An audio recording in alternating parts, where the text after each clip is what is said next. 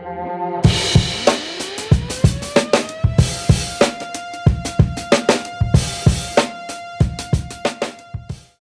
everybody. So this is Danny from the DMV Music Alliance, and we are back here for our Spotlight series with Rachel Levitin, who is a local performance artist, multi-instrumentalist, singer-songwriter, music producer, show organizer, open mic host, and probably a few other things. So Rachel, tell us how you got started. Well, good question. So I got started really young. My dad was a musician, played guitar, loved musical theater. My first movie in the theaters was actually Beauty and the Beast. So it's still one of my favorite films of all time and made me fall in love with music. Thank you, Alan Menken and Howard Ashman, for that. But no, I just started young. I found a fascination with instruments, co-writing songs with my dad. And then around 9, and I think it was 4th grade, we could participate in like after school activities such as band or guitar lessons. So I was like, I want to do both those things. So I picked up trumpet, I picked up guitar. Then a few years later, when I was 12, I was home one Saturday morning alone with my dog, and we were watching a Backstreet Boys special on ABC or Fox Family Channel when it was Fox Family Channel before Freeform, a long time ago. And I decided to write a song that day. It was April 1999, and I can say that the songwriting has come a long way. I still have that notebook. It is plastered with NSYNC and BSB and Britney Spears and 98 Degrees stickers. And those first few songs, maybe not the strongest in the set, but now we're here many years later, a few decades later, and we're still doing that. So I fell in love with jazz and pop, and now we're here. Awesome. So you are working on several projects, but first of all, your own music. So tell us about your own music and what that tends to be about. So my music tends to be of the uplifting type of motivational speakers, if you will, but per song. Mostly I write these songs based off of real life experiences. I can get creative, but a lot of the ones that are most special to me, the ones I like to perform the most, are based off of real life experiences. I think that comes from having been diagnosed with the ADHD during the pandemic, but having it my whole life.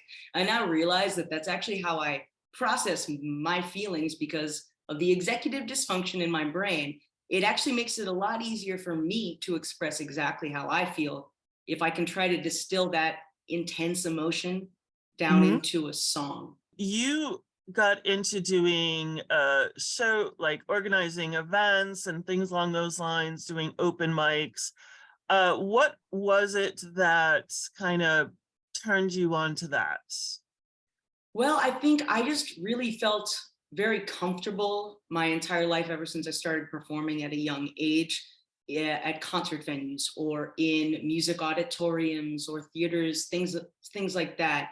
And so I always felt most comfortable and most myself and most mentally capable in performance spaces, whether or not I was performing. And so, going to concerts, playing concerts, and then eventually putting on concerts just kind of became a natural thing where I connected, for example, with the Brindley brothers who own Jam and Java and Union Stage and booked several other venues throughout the Washington, D.C. area. I got connected with them because I hung out at their venues and I made friends with the staff and then eventually got to know them. And then in, summer 2018, I was asked to launch the Union Stage open mic at the Wharf. And we ran that successfully monthly, sometimes twice a month, depending on the time of year and event season, if you will, like holidays.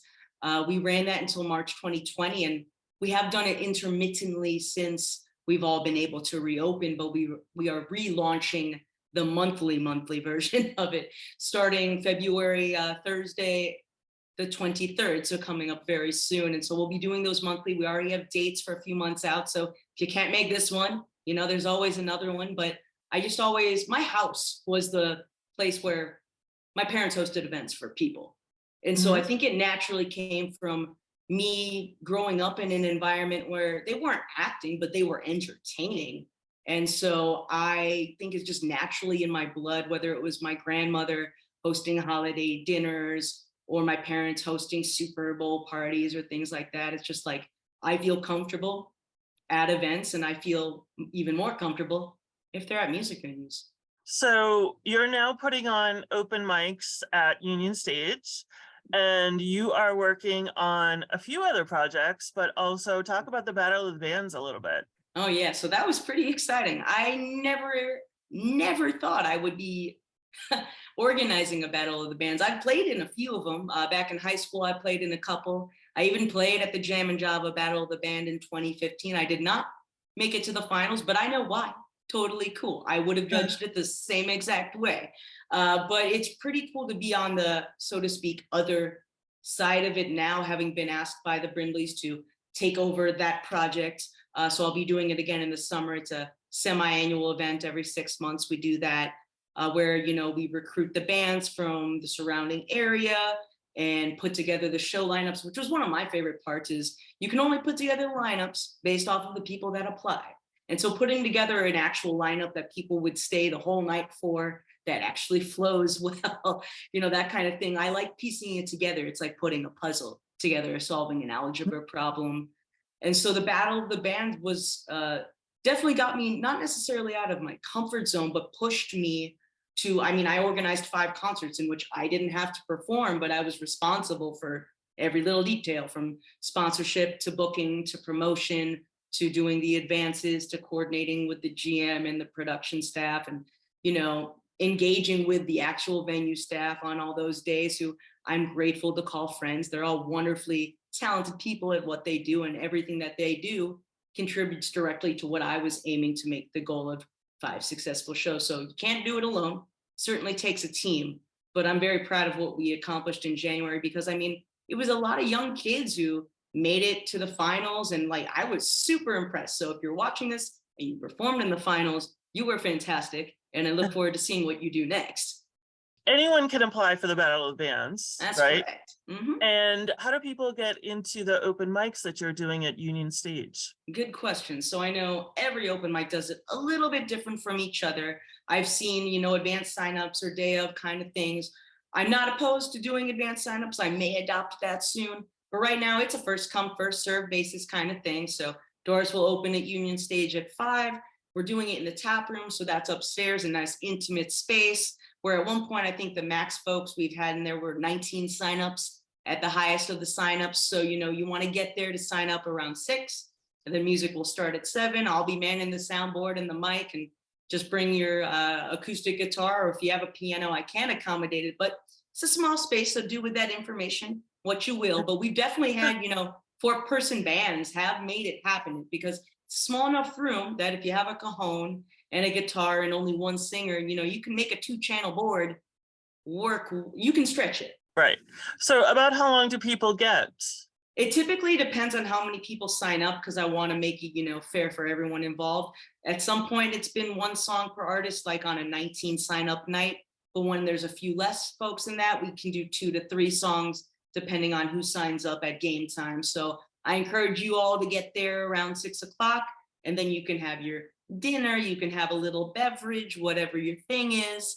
And then at 7, we'll come together and respectfully listen to each other, because you should, you know, make it, you know, it's a listening room situation. You can talk amongst yourselves, but I found that it's become a really supportive space. I like to, at the start of it, always say that my intention for you being there for the night is that you leave feeling better than when you got here.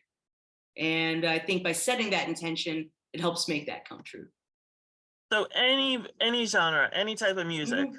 Oh yeah, and if you need an aux plug, we got that. So if you have a backing track that you want to sing to, I mean, I know it's not karaoke, but like at the same time, if you're a singer and you want experience on a microphone, if that's your thing, I've had a friend who, you know, I had to plug in a karaoke track for. I don't mind, because he wanted to grow as a singer, and that's the whole point of open mics, is to get more comfortable in a supportive space.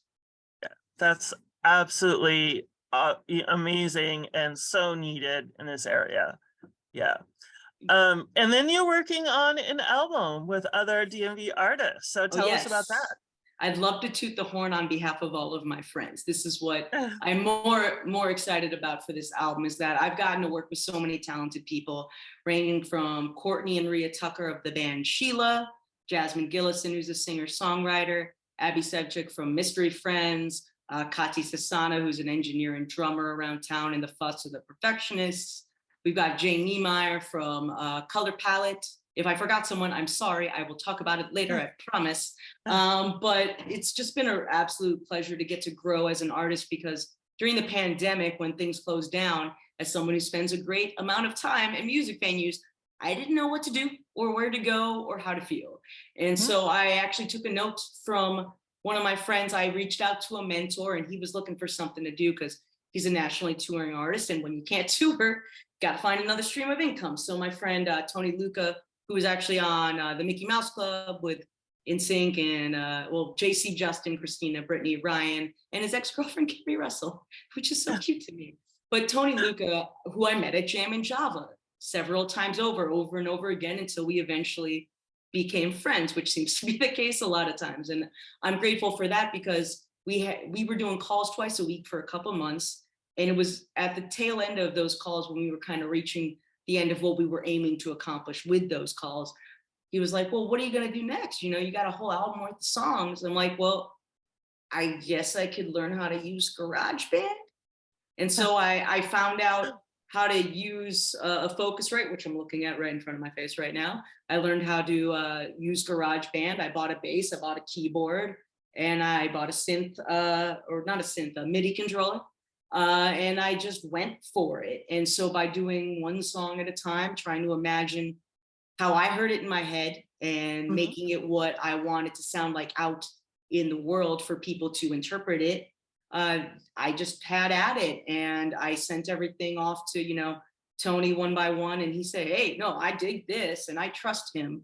I've always trusted him. He's been one of my biggest influences, next to like Rachel Yamagata and Nora Jones and folks like that.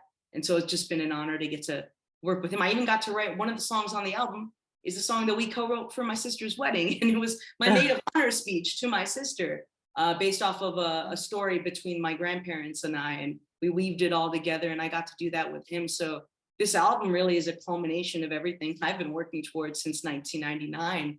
I put out an album in 2001 when I was a senior in high school, just because I wanted to be able to say, did it. But it was an 11-song album, just me and an acoustic guitar. I regret nothing. But if you have a copy of that, I don't know if it's my strongest work, but you got to start somewhere. And, Absolutely.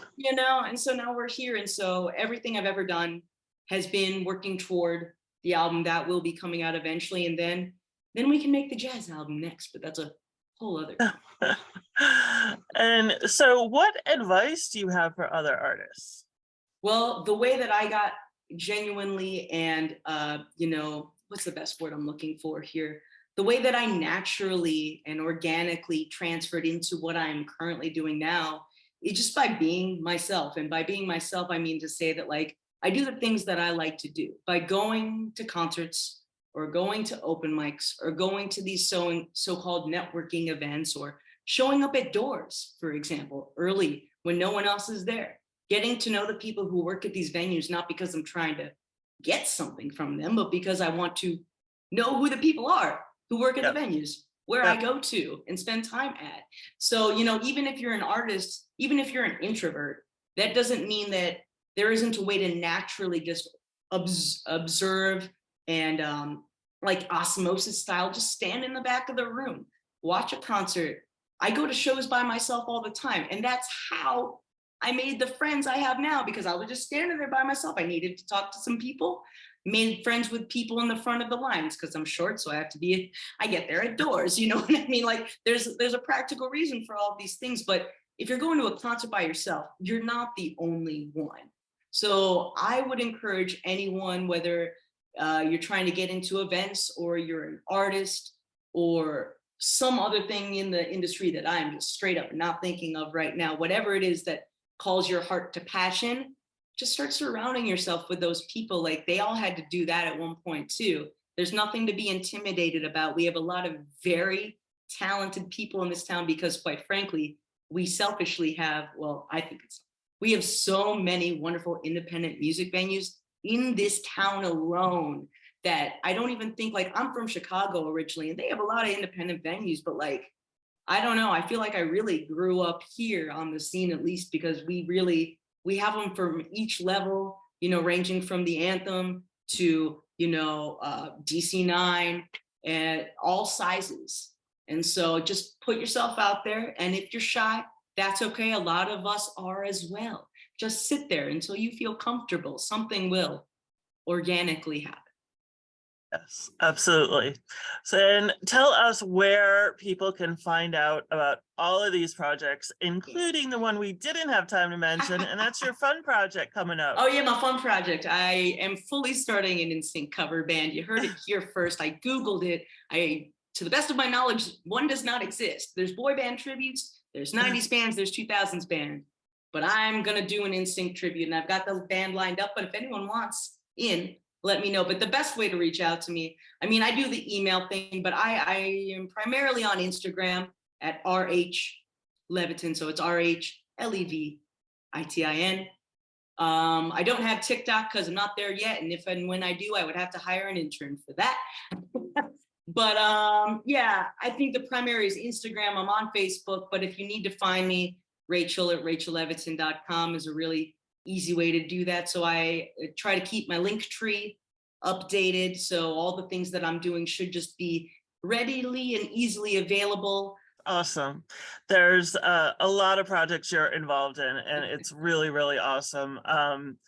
Besides the NSYNC and the songwriter series, there's Project Terror. Yeah. Which is that still is Kathy still trying to do stuff with that, or is she? I know her career's blowing up right now. I could not be more proud of Miss Kathy DeToro. So that is Kathy's baby. I'm just grateful to have been along for the ride to produce as many festivals and events and open mics that we did from the time that we launched. I believe it was 2017, 2018, until, the pandemic kind of just slowed things down. But to the best of my knowledge, Kathy wants to do more with that. But I think Kathy is in a wonderful place doing her thing right now. So we'll ask her, we'll see what happens next. But I'm sure, well, you know what? This is the best way to put it. It's still happening, because all of the friends that I made through that, the people who played that open mic, for example, the Songbird open mic, they are all headlining shows throughout this town at either the Howard at 9:30 or various other places. So I can tell you it's still happening. It's just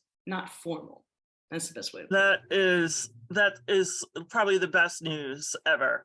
Mm-hmm. Yeah, just the fact that Project Terror was able to boost the careers of so many local individuals. We did. Yeah, it really is. Well, thank you very, very much for being on and talking about all of these different projects. And we will put the links in the post so everybody can follow your projects. Sounds good. Thank you, Danny. And thank you for everything you do. Appreciate it. Thank you very much.